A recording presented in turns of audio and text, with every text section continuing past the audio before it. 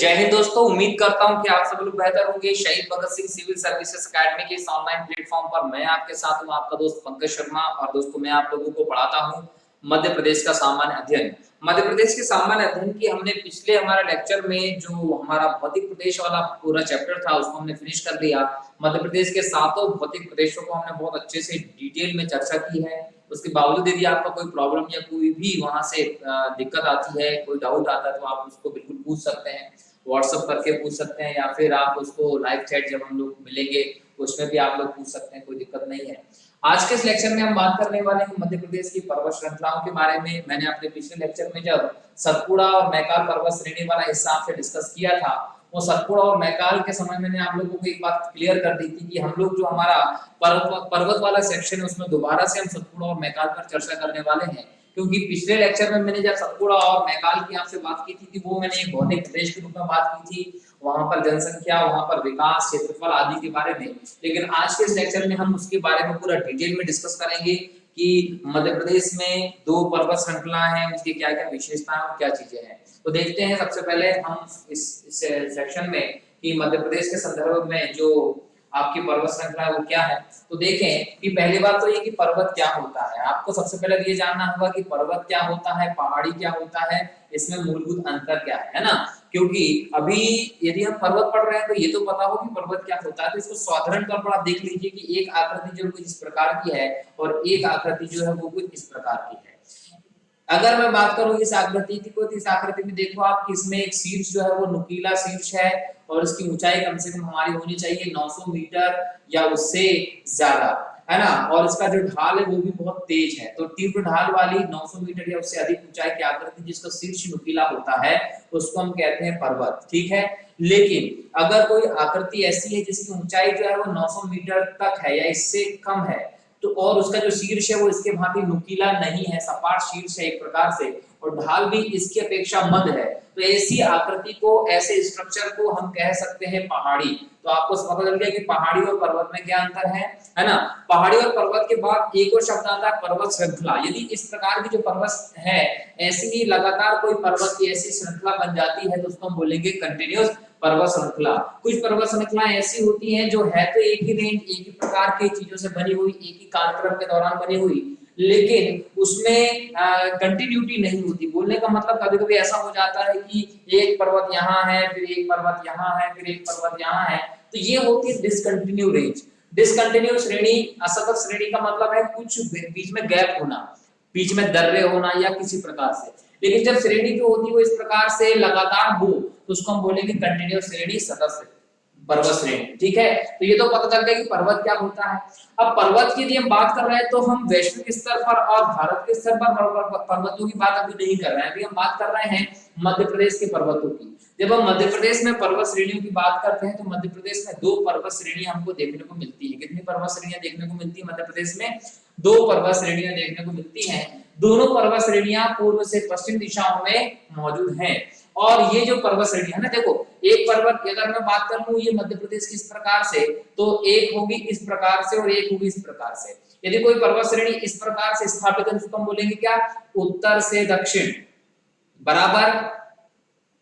जैसे कि एंडीज और रॉकीज है वो उत्तर से दक्षिण की तरफ है, लेकिन मध्य प्रदेश की जो पर्वत श्रेणी है वो पूरब से पश्चिम को इस प्रकार से स्थित है। इस प्रकार से स्थित है इसलिए हम इसको क्या बोला? पूरब से पश्चिम दिशा की तरफ। अगर इस प्रकार से होती तो यहाँ पर नॉर्थ था, यहाँ पर साउथ था, तो उत्तर से दक्षिण की तरफ बोल देते। लेकिन चूंकि यहाँ पर ईस्ट है, यहाँ पर वेस्ट है, तो ये पूरब से पश्चिम की तरफ एक प्रकार से पर्वत श्रेणियां मौजूद है मध्य प्रदेश में। तो कितनी पर्वत श्रेणियां मौजूद हैं? दो पर्वत श्रेणियां मौजूद हैं। और ये दो पर्वत श्रेणियों के नाम है, एक का नाम है सतपुड़ा पर्वत श्रेणी, दूसरे का नाम है विंध्याचल पर्वत श्रेणी। एक का नाम क्या है? सतपुड़ा पर्वत श्रेणी, दूसरे का नाम है विंध्याचल पर्वत श्रेणी। और दोनों पर्वत श्रेणियां एक साथ हैं। दोनों पर्वत श्रेणियों के बीच में नर्मदा की प्रसिद्ध भ्रंश घाटी है। मैंने अपने पिछले लेक्चर में आपको भ्रंश बता दिया था। कोई भी स्थिति है, धरती के अंदर भूगर्भिक हलचलें होती है, हलचल के कारण इस प्लेन का कुछ भाग हो गया वो धंस गया। कहां धंस गया? नीचे धंस गया। तो ये नीचे धंसा हुआ भाग क्या बन जाएगा?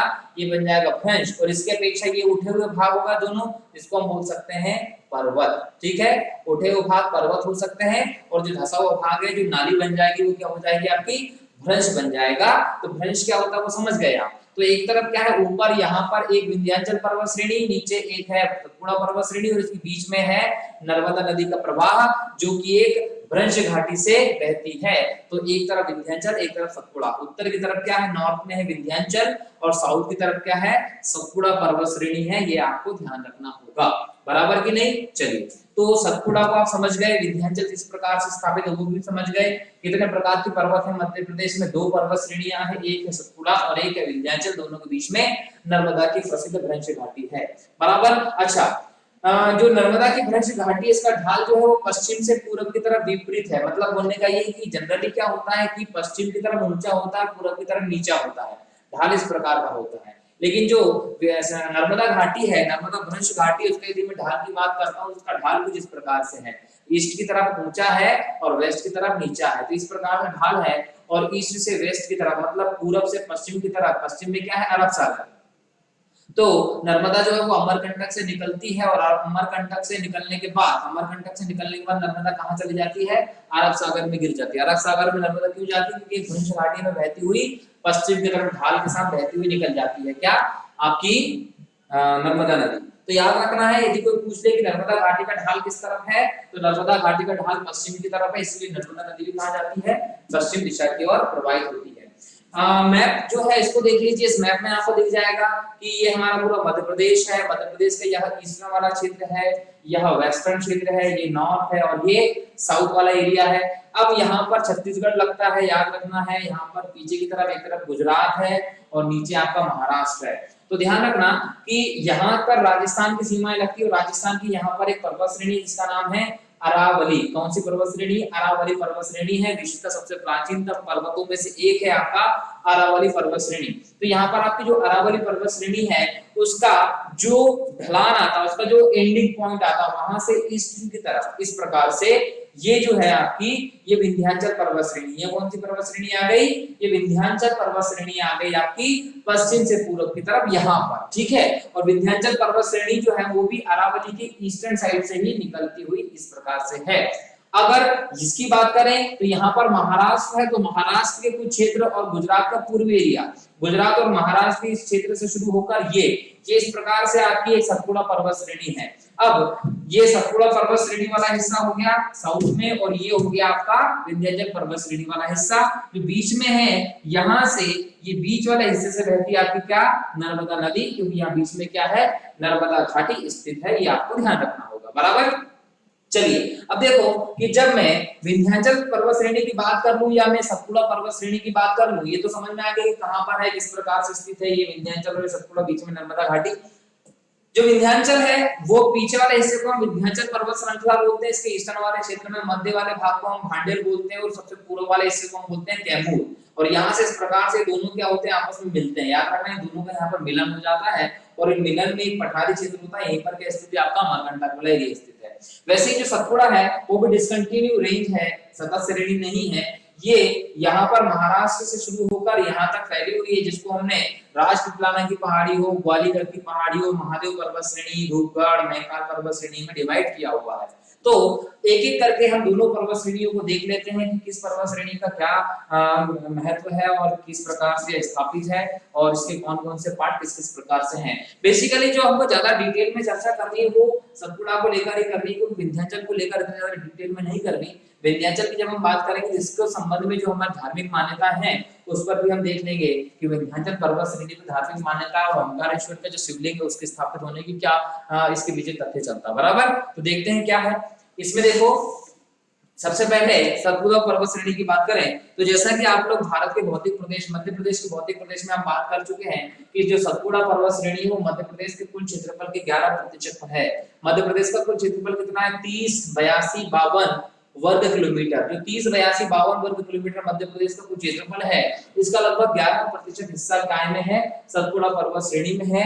याद रखना है जो सतपुड़ा पर्वत श्रेणी है वो अभी आपने मैप में देखा होगा कि दक्षिण में है, तो ये मध्य प्रदेश की दक्षिणी सीमा का निर्धारण भी करती है। याद रखना कि मध्य प्रदेश की दक्षिणी सीमा का निर्धारण कौन करती है, सतपुड़ा पर्वत श्रेणी करती है। इसके उत्तर में नर्मदा नदी, ये भी बता दिया है, और उसके दक्षिण में ताप्ती नदी बहती है। देखो, अगर सतपुड़ा श्रेणी है तो इसके उत्तर में तो आपने जैसे देख लिया कि नर्मदा नदी नर्मदा घाटी से बहती हुई जाती है। कौन सी नदी बहती है, नर्मदा नदी नर्मदा घाटी से बहती हुई जाती है। परंतु इसके दक्षिण में जो नदी बहती है उसका नाम है ताप्ती नदी। ताप्ती नदी बैतूल की मुल्ताई पहाड़ी से निकलती है, बाद में गुजरात से होती हुई खंबात की खाड़ी या हम बोल दें अरब सागर में गिर जाती है। तो ये बीच में है सतपुड़ा पर्वत श्रेणी और ऊपर नर्मदा और नीचे ताप्ती नदी प्रवाहित होती है। अगर मैं बात करूं इसके निर्माण काल की चट्टानों की, इसमें आर्कियन युग की और गोंडवाना काल की चट्टानें हैं। गोंडवाना काल जो है वो प्राचीनतम भूमि है हमारे विश्व में, यदि हम बात करते हैं तो कहीं ना कहीं इसमें अति प्राचीनतम चट्टानें जो मौजूद हैं। इसके अलावा यदि हम आर्कियन युग की और गोंडवाना काल की चट्टानों की बात करें, सबसे प्राचीनतम चट्टानों के अवशेष निक्षेप यहाँ पर मिलते हैं। यहाँ पर पूर्वी भाग में मध्य प्रदेश के क्वार्टजाइट मिलता है, गुलाबी वरुआ पत्थर मिलता है, ग्रेनाइट के अवशेष भी मिलते हैं। कहाँ? पूर्वी सतपुड़ा में, है ना। ये आर्कियन हो, गोंडवाना हो या ग्रेनाइट हो या फिर गुलाबी वरुआ पत्थर हो या क्वार्टजाइट हो, ये पूरा का पूरा हिस्सा जो है ये पूर्वी सतपुड़ा में मिलता है। और पूर्वी सतपुड़ा का मतलब क्या हो गया आपका जो जो रूपगढ़ वाली चोटी है उसके ईस्टर्न साइड का पूरा एरिया जो होता है वो आपका पूर्वी सतपुड़ा में आ जाता है। इसके अलावा यदि हम बात करें मिनी सतपुड़ा में, तो बेसाल्ट कलर की चट्टानें यहाँ पर ज्यादा मिलती हैं, क्योंकि चूंकि यहाँ पर ज्वालामुखी के लावा भी हमारे मध्य प्रदेश में है। तो यहाँ जो बेसाल्ट कलर की चट्टानें हैं वो सतपुड़ा के पश्चिमी वाले एरिया में ज्यादा दिखती है, क्योंकि उसमें दक्कन ट्रैप का भी प्रभाव दिखाई पड़ता है। पश्चिमी सतपुड़ा में मालवा का पठार उसी से लगा हुआ है, तो यहाँ पर पश्चिमी सतपुड़ा में आपको बेसाल्ट की चट्टानें भी दिखाई पड़ती हैं। यदि मैं बात करूं सतपुड़ा पर्वत श्रेणी की आकार की या उसकी लंबाई चौड़ाई की, तो याद रखना कि सतपुड़ा पर्वत श्रेणी जो पश्चिम में यदि हम बात करते हैं तो केवल 60 किलोमीटर तक चौड़ा है, जबकि पूर्व में 120 किलोमीटर तक इसकी चौड़ाई होती है। यदि मैं पश्चिम में बात करता हूं तो पश्चिम में सतपुड़ा पर्वत श्रेणी की चौड़ाई कितनी हो जाती है? 60 किलोमीटर के आसपास, 60 किलोमीटर, बहुत कम हो जाती है। एक समय तो ऐसा आता है जब हम जाते हैं पूरे पश्चिम की तरफ निमाड़ वाले क्षेत्र में पहुंच जाते हैं तो 20 से 40 किलोमीटर भी हो जाती है कम, है ना। तो याद रखना है कि इसकी चौड़ाई पश्चिम में कम है। मेरा बताने का ये सेंस है कि सतपुड़ा पर्वत श्रेणी की चौड़ाई जो है वो पश्चिम में कम है, लेकिन पूरब की तरफ जैसे जैसे जाते हैं इसकी चौड़ाई ज्यादा हो जाती है। ईस्टर्न वाले एरियाज में इसकी चौड़ाई 120 किलोमीटर तक होती है। याद रखना है कि सबसे पूर्व में जाते हैं तो इसकी चौड़ाई जो है वो 120 किलोमीटर तक हो जाती है। इसका मतलब आप ये बोल सकते हो कि जैसे जैसे पश्चिम से लेकर पूर्व की तरफ हम सतपुड़ा में बढ़ते जाते हैं तो इसकी चौड़ाई भी क्या होती जाती है? बढ़ती जाती है। और एक कॉन्सेप्ट याद रखना कि जो पर्वत चौड़े ज्यादा होते हैं, जहां चौड़ाई ज्यादा होती है वहां ऊंचाई कम हो जाती है, और जहां ऊंचाई ज्यादा होती है वहां पर चौड़ाई कम हो जाती है। याद रखिएगा, हिमालय भी हमारे यहाँ ऐसे होता है, लेकिन 120 किलोमीटर की चौड़ाई ज्यादा चौड़ाई नहीं है बेसिकली, तो इसलिए यहाँ पर ऊंचाई का ज्यादा इफेक्ट नहीं है, क्योंकि महादेव वाला जो हिस्सा है, धूपगढ़ वाला जो हिस्सा है वो मेनली मध्य सतपुड़ा का भाग है, पूर्वी सतपुड़ा का हिस्सा वो माना जाता है। तो 120 किलोमीटर की जो चौड़ाई वो ज्यादा चौड़ाई नहीं होती। अगर हम पर्वतों की बात करते हैं तो हिमालय की अपेक्षा भी बहुत कहीं ना कहीं अलग है। तो याद रखिएगा कि सतपुड़ा पर्वत की जो चौड़ाई है वो पश्चिम से लेकर पूर्व की तरफ बढ़ती चली जाती है। यदि मैं लंबाई की बात करूं दोस्तों, तो लंबाई यदि मैं बात करता हूं तो महाराष्ट्र के कुछ हिस्सों से शुरू होकर सतपुड़ा जो है वो छत्तीसगढ़ तक विस्तृत है। जब छत्तीसगढ़ तक विस्तृत है इसका मतलब इसकी जो कुल लंबाई हो लगभग 1120 किलोमीटर के आसपास है। लेकिन मध्य प्रदेश के अकेले की हम बात करते थे तो लगभग 900 किलोमीटर इसकी लंबाई हमारे यहाँ पर मध्य प्रदेश में मिलती है। चौड़ाई आपको पता चल गया है, लंबाई लगभग कितनी है ना। और इसी के समानांतर जो विंध्याचल भी लगभग इतना ही लंबा है, थोड़ा सा अंतर मिलता है, उसको हम विंध्याचल में बात कर लेंगे। तो कहीं ना कहीं इसकी जो लंबाई है, जो सतपुड़ा का विस्तार है, वो महाराष्ट्र से पश्चिम से शुरू होकर, मतलब मध्य प्रदेश के पश्चिम से शुरू होकर या गुजरात के पूर्वी हिस्से से शुरू होकर छत्तीसगढ़ तक है। इसके यदि हम पश्चिमी भाग की बात करें तो पश्चिमी भाग में खड़े ढाल वाली, नुकीले शिखर वाली, कगार वाली, एकदम एकाएक खाई आ जाना, इस प्रकार के क्षेत्र और भ्रंश आदि बहुत ज्यादा मिलते हैं पश्चिमी सतपुड़ा के भाग में। जबकि अगर मैं पूर्वी सतपुड़ा की बात करता हूँ तो पूर्वी सतपुड़ा में जो उसका दक्षिणी हिस्सा है, पूर्वी सतपुड़ा में जो दक्षिणी हिस्सा है यहाँ पर ढाल जो है वो तीव्र है। तो याद रखिएगा कि पूर्वी सतपुड़ा के दक्षिणी ढाल की जो तीव्रता है वो ज्यादा है, जबकि सतपुड़ा का जो पश्चिमी हिस्सा है वो नुकीले ढाल वाला, नुकीले शिखर वाला, खड़े ढाल वाला, कगार वाला और भ्रंश आदि वाला हिस्सा माना जाता है। ये सतपुड़ा के इस क्षेत्र की बात हुई। दोस्तों अब हम सतपुड़ा में यदि और आगे की बात करें तो ध्यान रखना कि पश्चिमी भाग वाला जो सतपुड़ा है, वेस्टर्न सतपुड़ा जो है, उस वाले सतपुड़ा के हिस्से में दक्कन का लावा की चट्टानों के निक्षेप भी मिलते हैं, उसकी विशेषताएं भी मिलती है। पूर्वी सतपुड़ा जो है वो गोंडवाना क्रम की चट्टानें यहाँ पर ज्यादा मिलती हैं। देखो ये दक्कन वाला लावा वाली चट्टान अपेक्षाकृत नवीन है और ये गोंडवाना वाली जो पूर्वी चट्टानें अपेक्षाकृत पुरानी है। तो ये पुरानी वाली चट्टानों में क्या होगा, कोयले के भंडार बहुत ज्यादा है, जबकि पश्चिम वाली चट्टानें जो वो नवीनतम है, लावा वाली, यहाँ पर खनिज जो होते हैं वो बहुत ज्यादा मिल सकते हैं, ये ध्यान रखना है। अब यहाँ पर एक और चीज ध्यान रखिएगा सतपुड़ा वाले इस हिस्से में कि जो होशंगाबाद है सतपुड़ा के अंतर्गत ही वो है, यहाँ पर एक स्थल है पचमढ़ी जिसकी जो लगभग 1067 मीटर की ऊंचाई पर है, और ये स्वास्थ्यवर्धक स्थल है। पचमढ़ी जो है एक स्वास्थ्यवर्धक स्थल है, जो बीमार दुखी लोग होते हैं उनको उपचार के लिए इस प्राकृतिक वातावरण में ले जाया जाता है ताकि इनके स्वास्थ्य पर अच्छा प्रभाव पड़े, और इसीलिए इसको हम स्वास्थ्यवर्धक स्थल भी कहते हैं, क्योंकि यहाँ की जो जलवायु होती है वो स्वास्थ्यवर्धक जलवायु, मनोरम जलवायु है, आनंदमय जलवायु यहाँ पर है। और ऐसी जलवायु में रहने के बाद जो मरीज होते हैं उनकी जो स्थिति है बीमारी उसमें तेजी से सुधार पाया जा सकता है। तो इस वजह से पर्यटन का भी एक महत्वपूर्ण केंद्र बना हुआ है, इसलिए इसको सतपुड़ा की रानी भी कहते हैं। किसको कहते हैं? पचमढ़ी को कहते हैं सतपुड़ा की रानी, जो होशंगाबाद में है। और इसी के समीप आपका 1350 मीटर ऊंची धूपगढ़ की चोटी है, ये महादेव पर्वत श्रेणी का हिस्सा है जो सतपुड़ा का मध्यवर्ती भाग माना जाता है, और यह 1350 मीटर ऊंची है। कहीं ना कहीं ये 1350 मीटर ऊंची चोटी मध्य प्रदेश की सबसे ऊंची चोटी मानी जाती है। यदि एग्जाम में पूछ लिया जाता है कि मध्य प्रदेश की सबसे ऊंची चोटी कौन से पर्वत में है, तो सतपुड़ा पर्वत में है ना। कौन से हिस्से में है, तो महादेव का हिस्सा है। और क्या नाम है, तो धूपगढ़ नाम है। और यदि ऊंचाई पूछ लिया जाए तो 1350 मीटर ऊंची, ये भी याद रख लेना। कहाँ है, तो होशंगाबाद में है, ये भी याद रख लेना। किसके पास में है, तो पचमढ़ी जो है उसके पास में है, वो भी याद रख लीजिएगा। तो ये सारे क्वेश्चंस आपसे एग्जाम में पूछे जाते हैं, तो ध्यान रखना है कि आंसर जो होगा वो धूपगढ़ होगा।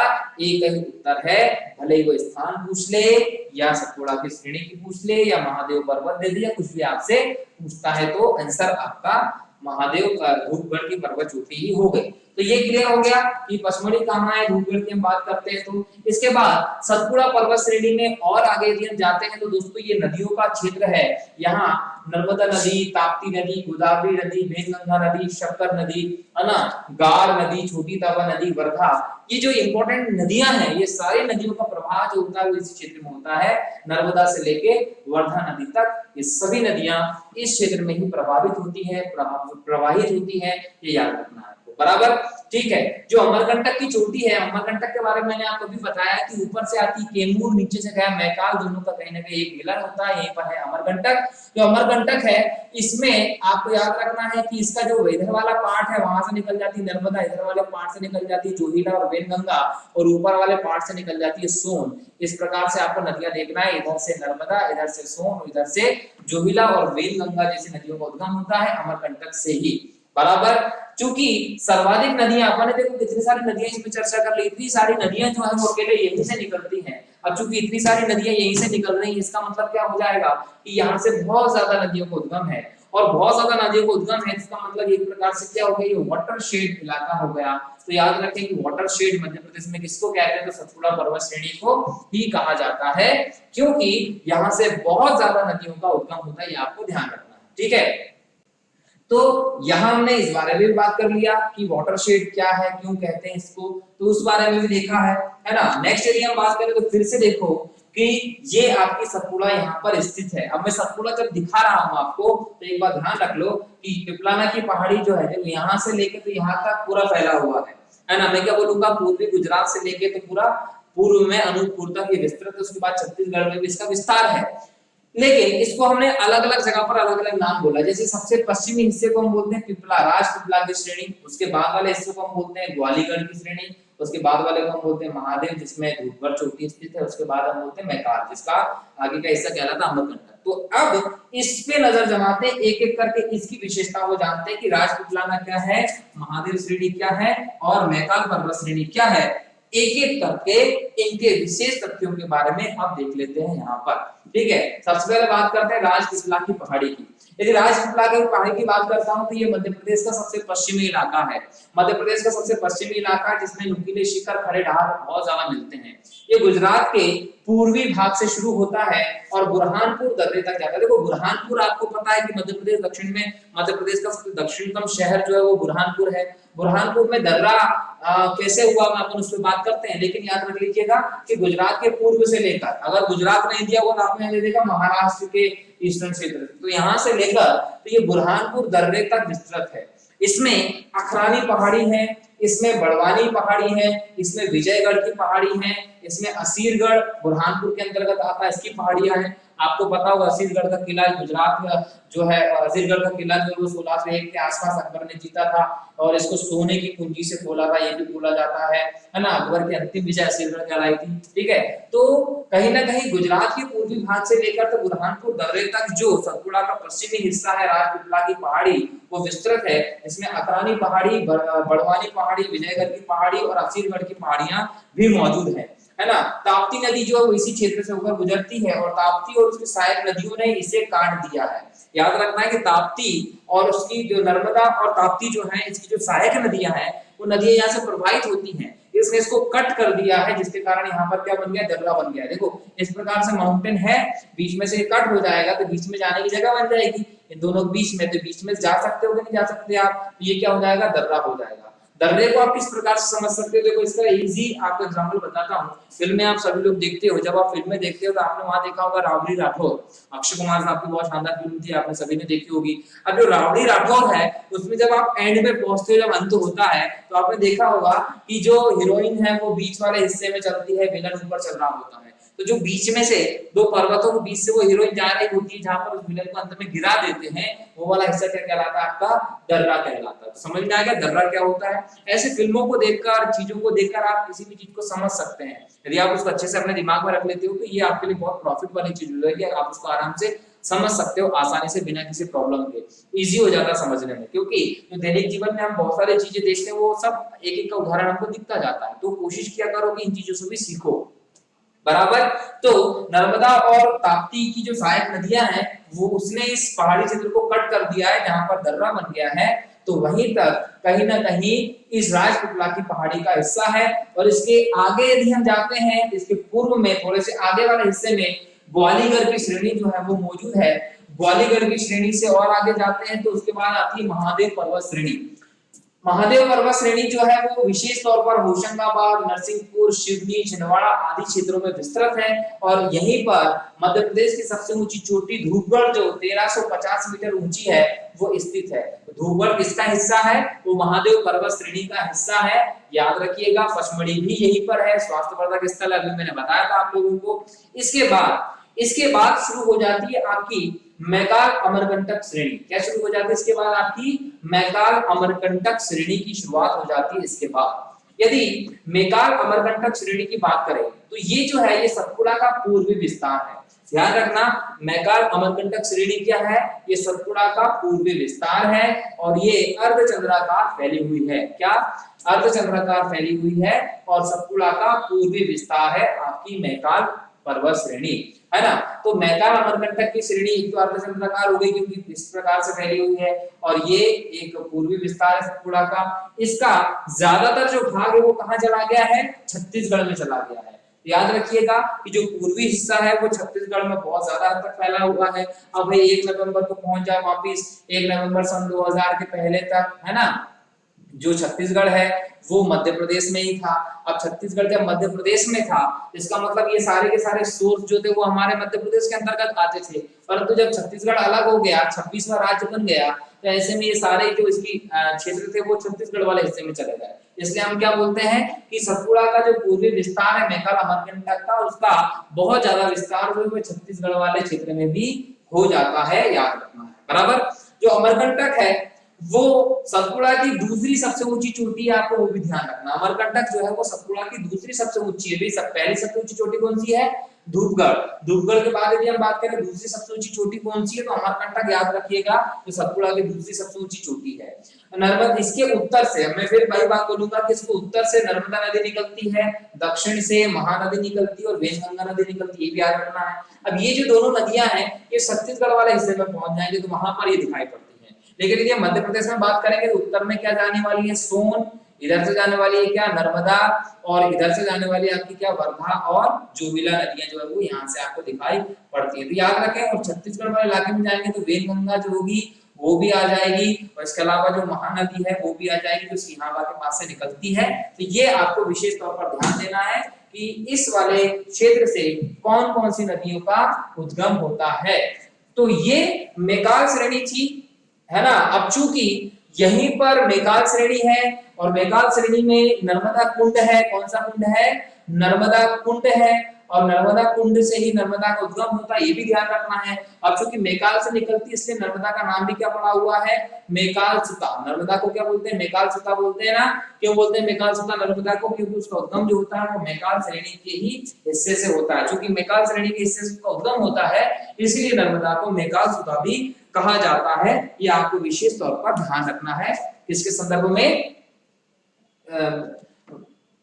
सतपुड़ा के संदर्भ में, नर्मदा के संदर्भ में। ठीक, इसके बाद पुनः हम इस मैप की बात करेंगे। इस मैप पे हम पुनः देखेंगे कि ये जो अब हमने हमारे सतपुड़ा वाला जो पूरा चैप्टर है वो कंप्लीट कर लिया कि सतपुड़ा यहाँ से यहाँ तक है और इसका जॉइंट वाला जो हिस्सा है इस प्रकार से जॉइंट हो जाता है तो अमरकंटक बन जाता है। ठीक है, और फिर नर्मदा जो इस प्रकार से बहती हुई जाती है। तो हमने ये नीचे का हिस्सा, सतपुड़ा वाला हिस्सा तो पूरा कर दिया है ना। अब हम बात करेंगे किसकी? विंध्याचल पर्वत श्रेणी की बात करने वाले हैं डिटेल में। विंध्याचल पर्वत श्रेणी जो नर्मदा नदी के ऊपर स्थित है। कहां? नर्मदा नदी के ऊपर वाला जो हिस्सा है वो विंध्याचल पर्वत श्रेणी का हिस्सा है जो अरावली पर्वत के पूर्व से, जो कहां से? अरावली पर्वत के पूर्व से इस प्रकार पश्चिम से पूर्व की तरफ विस्तृत है।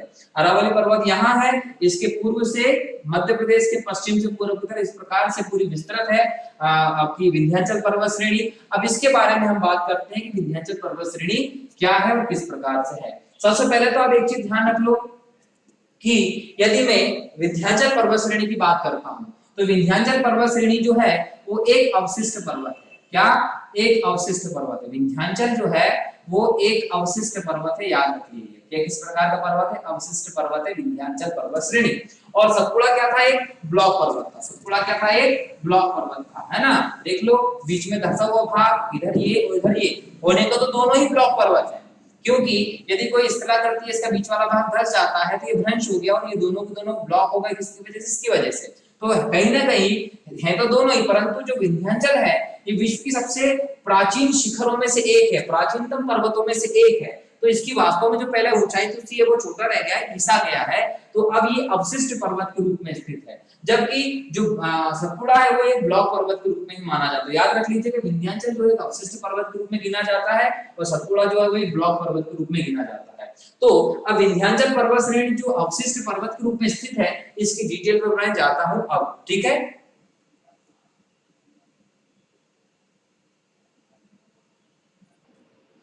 तो दोस्तों इस प्रकार जो है विंध्याचल पर्वत श्रेणी आपकी,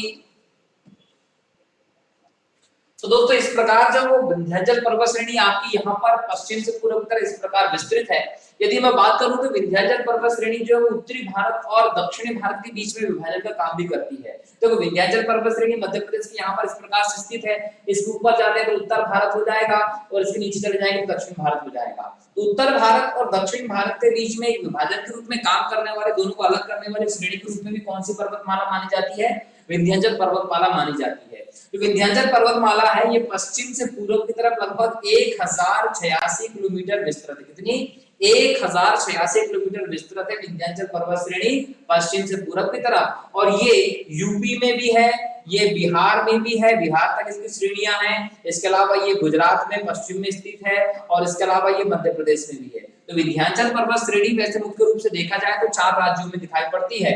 गुजरात के पश्चिम से, गुजरात के पूर्वी एरिया से शुरू होती है, उसके बाद ये मध्य प्रदेश में चलती है, मध्य प्रदेश का थोड़ा सा हिस्सा इसका यूपी में और थोड़ा सा इसका हिस्सा बिहार तक भी कुछ मात्रा में दिखाई पड़ता है, ये आपको ध्यान रखना है। तो विंध्याचल पर्वत श्रेणी एक लंबी पर्वत श्रेणी, याद रखें। और इस पर्वत श्रेणी से आपकी चंबल, सोन, केन, बेतवा, याद रखना है कि चंबल, सोन, केन, बेतवा, टोंस और तमसा, ये जो नदियां हैं ये सारी नदियां आपकी कहां से बहती हैं? ये विंध्य प्रदेश विंध्याचल पर्वत श्रेणी वाले क्षेत्र से निकलती है। और यहाँ पर याद रखें कि विंध्यावासिनी धाम, जो विंध्यावासिनी धाम है वो विंध्याचल पर्वत श्रेणी के अंतर्गत ही आता है, आपको वो भी ध्यान रखना है। तो इस प्रकार उत्तर भारत और दक्षिण भारत के बीच में विभाजक के रूप में काम करने वाली लगभग 1086 किलोमीटर लंबी 4 राज्यों में लगभग विस्तृत विंध्याचल पर्वत श्रेणी से चंबल, सोन, केन, बेतवा, काली सिंध और कहीं न कहीं तमसा और टोंस जैसी नदियां भी प्रवाहित होती हैं। ये जो पर्वत श्रेणी है, ये पर्वत श्रेणी प्राकृतिक संसाधनों की दृष्टि से, खनिजों की दृष्टि से, संपदा की दृष्टि से भी संपन्न पर्वत श्रेणी है। ये आपको ध्यान रखना है विंध्याचल पर्वत श्रेणी के संबंध में। अब दोस्तों जो विंध्याचल पर्वत श्रेणी है उसका नाम आपको मिलता है क्या? विंध्याचल, है ना। अब इसको थोड़ा सा नाम को भी समझ लेते हैं कि इसका नाम क्या मिलता है आपको? विंध्याचल। इसमें ये विद धातु से निकला हुआ है। किससे? विद धातु से निकला हुआ है। विद धातु का मतलब होता है भूमि को बेधकर निकला हुआ पर्वत। यदि बोले इसका नाम तो याद रखिएगा कि भूमि को भेदकर निकलने वाला जो पर्वत श्रेणी है वो मध्य भारत में स्थित पर्वत श्रेणी जो है वही विंध्याचल पर्वत श्रेणी। याद रखेंगे।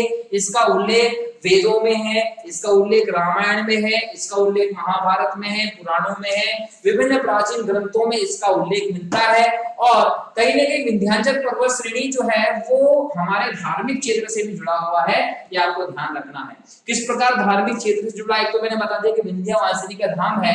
इसके अलावा यदि हम बात करें तो भगवान राम भी यहाँ से गुजरे थे। फिर जो भगवान शिव की हम बात करते हैं तो भगवान शिव जो है उनकी तपस्या की थी विंध्य पर्वत ने, और उनकी तपस्या के कारण ही भगवान शिव यहाँ पर एक लिंग अवतार में, याद करें, ज्योतिर्लिंग के रूप में यहाँ पर है। ओम नाम की कहीं ना कहीं पहाड़ियां हैं यहाँ पर, और ज्योतिर्लिंग के रूप में भगवान शिव यहाँ पर मौजूद है। ओंकारेश्वर जो खंडवा में है, ओंकारेश्वर का जो ज्योतिर्लिंग है वो ओंकारेश्वर का ज्योतिर्लिंग जो है वो यहाँ पर है। इसका मतलब कहीं ना कहीं धार्मिक रूप से, पर्यटन की दृष्टि से भी हमारे लिए बहुत ज्यादा इंपॉर्टेंट है। ओंकारेश्वर पर्वत ओम की आकृति का पर्वत है जो यहीं पर है। कहा जाता है कि पहले भगवान शिव से विंध्य पर्वत ने बहुत तपस्या करने के बाद कहा था कि भाई आप यहाँ पर निवास करें। तब भगवान शिव जो थे वो अपने लिंग के रूप में यहाँ पर रहे, और उस लिंग को ही हमने इस ओम नाम के पर्वत के कारण ओंकारेश्वर बोल दिया था। इसलिए ओंकारेश्वर नाम का एक तीर्थ स्थल भी है, ज्योतिर्लिंग भी है यहाँ पर, ये भी याद रख लीजिएगा। तो कहीं ना कहीं धार्मिक दृष्टि से भी हमारे लिए विंध्य पर्वत बहुत इंपॉर्टेंट है, ये ध्यान रखें। अब हम विंध्याचल पर्वत श्रेणी के कुछ और क्षेत्रों पर नजर डालते हैं। यदि हम और क्षेत्रों पर नजर डालें इस पर्वत के, तो ध्यान रखना कि दोस्तों यहाँ एक विशिष्ट अवशिष्ट पर्वत है। विंध्याचल पर्वत श्रेणी को एक अवशिष्ट पर्वत क्यों बोलते हैं? क्योंकि प्राचीन काल में ये बहुत ऊंचा अलग पर्वत था, बहुत प्राचीनतम पर्वत था, लेकिन धीरे धीरे करके ये घिसते घिसते करके उसके अवशेष रह गए हैं, इसलिए अवशिष्ट पर्वत है जो पश्चिम से पूर्व की तरफ विस्तृत है। लेकिन इसका जो ढाल है, इसका एक बार ढाल की बात करता हूं, इसका ढाल उत्तर की तरफ है ना। सोन और आदि नदियां उत्तर की तरफ प्रवाहित होती जाती हैं। लाल बलुआ पत्थर जो है वो यहाँ पर बना हुआ है, भगवान गलत टाइप हो गया है, इसको ध्यान रखिएगा कि लाल बलुआ पत्थर जो है उसका बना हुआ क्षेत्र है।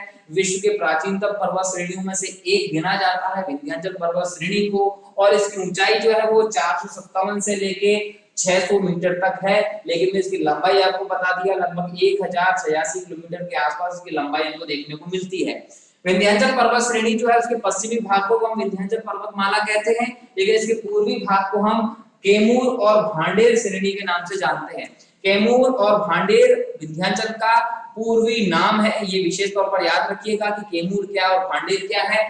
जब सीधी रीवा और सतना में जो विंध्याचल का क्षेत्र है उसको हम बोलते हैं कैमूर। कैमूर कहाँ पर है? सीधी, रीवा और सतना वाला, मतलब जो सबसे पूर्वी वाला इलाका है वो सबसे पूर्वी वाले क्षेत्र को हम बोलते हैं कैमूर।